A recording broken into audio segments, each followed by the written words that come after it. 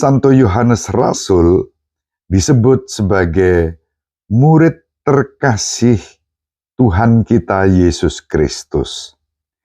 Dialah yang sering disebut dalam bahasa Yunani dengan sebutan Episthethios, yang berarti yang menyandarkan kepalanya di dada Tuhan Yesus Kristus.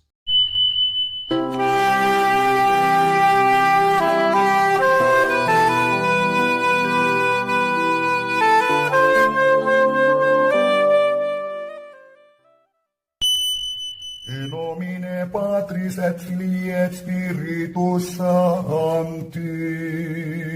Amen. Dominus vobiscum.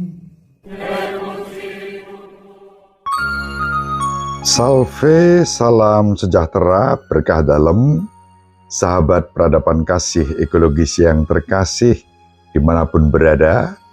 Selamat berjumpa dalam renungan harian bersama saya melalui channel ini. Semoga panjenengan selalu sehat, tetap semangat tanpa sambat, dan selalu bahagia. Kebahagiaan yang bersumber dari Tuhan Allah kita. Mari kita awali perjumpaan kita dengan bersatu di dalam doa. Kita akan menggunakan Mazmur tanggapan pada hari ini, Mazmur 97. Bersukacitalah karena Tuhan, hai orang-orang benar. Tuhan adalah Raja. Biarlah bumi bersorak-sorai, biarlah banyak pulau bersukacita, awan dan kekelaman ada di sekelilingnya, keadilan dan hukum adalah tumpuan kakinya. Gunung-gunung luluh laksana lilin di hadapan Tuhan semesta alam. Langit memberitakan keadilannya, dan segala bangsa melihat kemuliaannya. Terang sudah terbit bagi orang benar, dan sukacita bagi orang-orang yang tulus hati. Bersukacitalah karena Tuhan, hai orang-orang benar, dan nyanyikanlah syukur bagi namanya yang kudus. Kemuliaan kepada Bapa dan Putra dan Roh Kudus, seperti pada permulaan, sekarang, selalu, dan sepanjang segala abad. Amin. Sahabat peradaban kasih ekologis yang terkasih, hari ini adalah pesta Rasul istimewa, yaitu Santo Yohanes Rasul dan penulis Injil. Kita semua mengenal pribadi Santo Yohanes dari Injil yang kita terima. Nama Yohanes sedemikian penting di dalam tradisi iman kita. Santo Yohanes Rasul disebut sebagai murid terkasih Tuhan kita Yesus Kristus. Dialah yang sering disebut dalam bahasa Yunani dengan sebutan Episthethios, yang berarti yang menyandarkan kepalanya di dada Tuhan Yesus Kristus. Justru karena itulah, maka Santo Yohanes Rasul sering disebut sebagai murid terkasih. Bersama Simon Petrus, Yohanes, dan Yakobus saudaranya, kerap kali diajak oleh Yesus pada peristiwa-peristiwa yang penting. Misalnya dalam peristiwa Yesus yang menampakkan kemuliaannya dan berdialog dengan Nabi Musa dan Nabi Elia, Yohanes hadir di sana.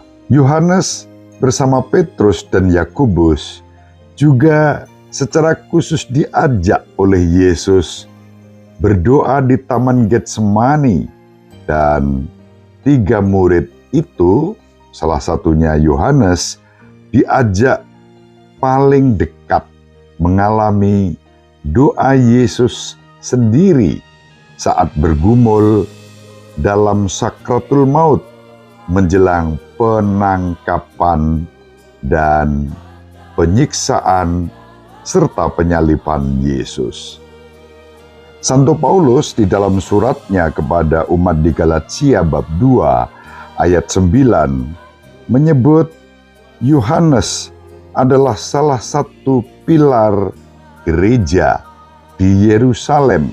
Kalau kita membaca Injil Yohanes bab 19 ayat 27, di sana ada kesaksian yang menarik bagaimana Yohanes sebagai murid yang terkasih diberi kepercayaan oleh Yesus untuk menerima Maria sebagai ibunya, dan sebaliknya Ibu Maria mendapat pesan dari Yesus yang tersalib untuk menerima Yohanes sebagai anaknya.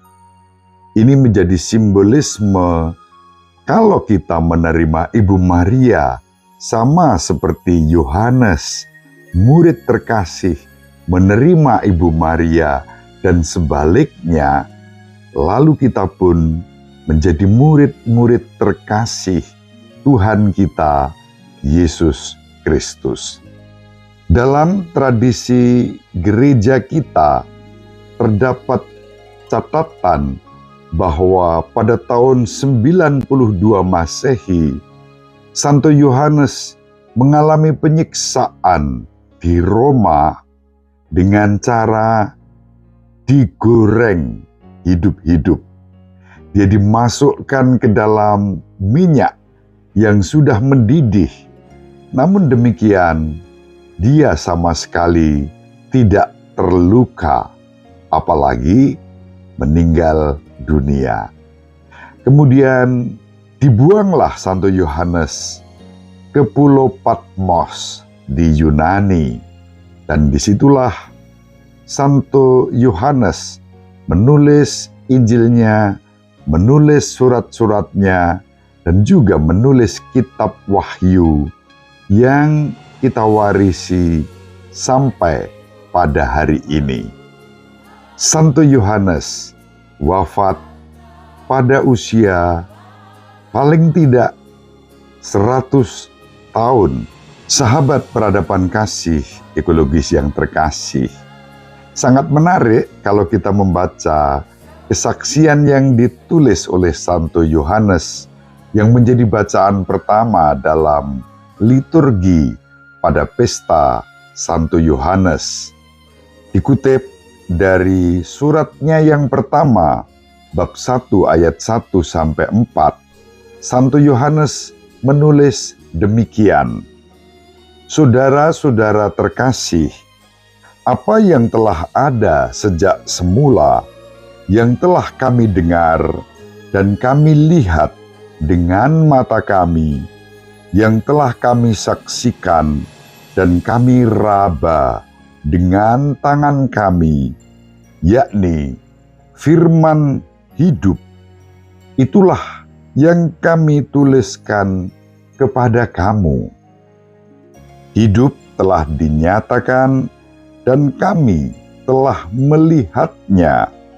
Dan sekarang kami bersaksi serta memberitakan kepada kamu tentang hidup kekal yang ada bersama-sama dengan Bapa dan yang telah kami lihat dan kami dengar itu, kami beritakan kepada kamu juga, supaya kamu pun beroleh persekutuan dengan kami.